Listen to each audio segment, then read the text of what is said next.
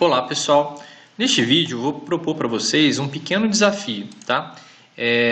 Eu vou mostrar para vocês aqui uma ideia de um jogo, né, feito de forma bem simples, usando HTML, CSS, JavaScript, tá?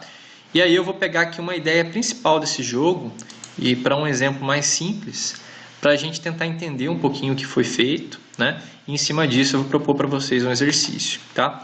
Então vamos lá, primeiro eu vou mostrar esse joguinho para vocês, né? Então aqui nós temos um joguinho educativo, né, sobre o conceito de orientação, né, que é um conceito aí da cartografia, da geografia, né?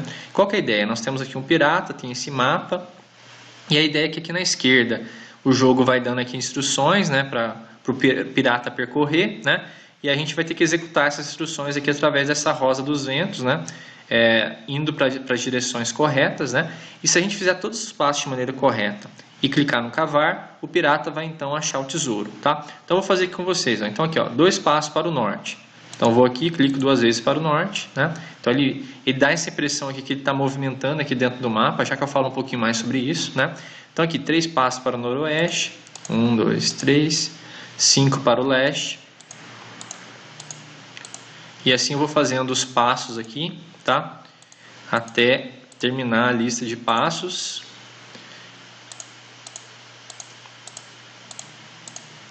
Pronto, né? Fiz todos os passos que ele me deu aqui na lista, né?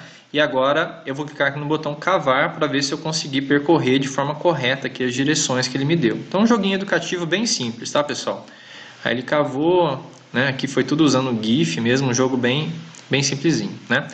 Bom, então assim, existem muitas tecnologias aí mais apropriadas para desenvolver um jogo, né? Mas o objetivo aqui é a gente praticar um pouquinho da lógica de JavaScript e tal, né? Da interação com HTML e CSS, por isso que eu quis mostrar esse joguinho para vocês e propor uma atividade em cima disso, tá? Bom, como a gente pode ver aqui, ó, quando eu clico nessas teclas, ele dá essa impressão de movimentação, né? Mas na verdade o que eu estou fazendo é o seguinte, ó, eu estou só movimentando aqui o ator, aqui, né, o pirata, mas o que eu estou fazendo aqui mesmo, que dá essa impressão de movimento, eu estou alterando a posição de um background de uma div, né? Essa região que aparece aqui para mim é uma div, né? E quando eu pressiono aqui as setas, eu estou alterando a posição aqui do fundo dessa div. O fundo dessa div é uma imagem bem grande, tá? Com as dimensões bem altas, né? E quando eu clico aqui nessas direções, eu movimento. Ou eu movimento a posição X, né? Ou eu movimento a posição Y aqui desse background, ou, em alguns casos, eu movimento os dois, tá? Bom, então eu tirei desse jogo uma ideia, a ideia principal, que é de movimentar esse fundo aí do jogo, e coloquei aqui num exemplo mais simples, tá? Bom, nesse exemplo mais simples, o que eu tenho? Eu tenho aqui essa div, tá? E tenho aqui esses botões, ó, né? Botões simples aqui. Então eu clico para cima, ó, ele movimenta o fundo, né? E eu clico para baixo, ele movimenta o fundo, clico para a esquerda, ele movimenta o fundo, clico para a direita, né? Então tem aqui só 4 movimentos agora e só tem a parte de movimento aqui da div, né? Então, repito, o que eu estou fazendo? Eu estou movimentando a posição, eu estou mudando, né, alterando a posição do background dessa div, né, da imagem que está no fundo dessa div, para dar essa impressão que eu estou movimentando alguma coisa, tá? Bom, vou abrir aqui para vocês esse exemplo, tá? Eu vou disponibilizar esse exemplo aí na descrição do vídeo, o exemplo aqui de movimentando o background, só para a gente entender melhor, né? Então, o que eu tenho aqui no meu HTML? Eu tenho aqui uma div, né? E dentro dessa div tem aqui os botões. E essa div box, através do CSS, eu estou aqui aplicando esse fundo, né? Que é uma imagem muito grande, a extensão bem grande, tá? É uma imagem bem grande que eu só mostro aqui um pedacinho dela por vez, né? Esse meu fundo é só um pedacinho da imagem que eu revelo por vez, tá? E tem aqui a posição inicial do fundo, que eu coloquei aqui menos 300 pixels, ou seja, eu estou deslocando aqui o fundo para uma posição aqui que eu nem enxergo aqui na div, né? Ele está menos 300 pixels aqui à esquerda e na parte superior, né? Uma posição que a gente nem consegue ver na tela, para a gente conseguir movimentar ele aí, tá? Bom, como que eu faço essa lógica de movimentação, pessoal? Quando eu clico em um desses botões de Move Up, Move Left, Move Right, né? Move Down, eu estou chamando, né? Quando eu clico num desses botões aqui, eu estou chamando essas funções aqui, Move Up, Move Left, Move Right, Move Down, né? Então chama aqui, eu clico no botão, né? Ele tem esse evento onClick que chama essas funções, tá? Então cliquei no botão Up, ele vai chamar a função moveUp, né? Cliquei no botão left, vai chamar a função moveLeft através aqui do evento onClick. Essas funções foram declaradas logo aqui acima, né? Então eu criei aqui variáveis x e y, que são as variáveis aí da posição do meu background, né? Que eu coloquei a mesma posição inicial que está lá no meu CSS, né? E dependendo do botão que eu pressionei, eu vou fazer alterações ou em x ou em y e vou atualizar esses valores aqui na propriedade do background position do CSS, tá? Então vamos ver, por exemplo, se eu clico no move left, o que eu estou fazendo? Eu estou pegando o valor anterior de x, somando mais 100, atribuindo de volta a x, né? E aí estou atualizando, estou acessando a minha div, acessando a propriedade style dela, que seria o CSS dela. Dentro do CSS dela, estou acessando a propriedade background position e atribuindo, né, que o igual, né? Estou atribuindo um novo valor, né, de x e y para ela, que seria o y anterior e o x já após esse incremento que eu fiz aqui, após somar 100, né?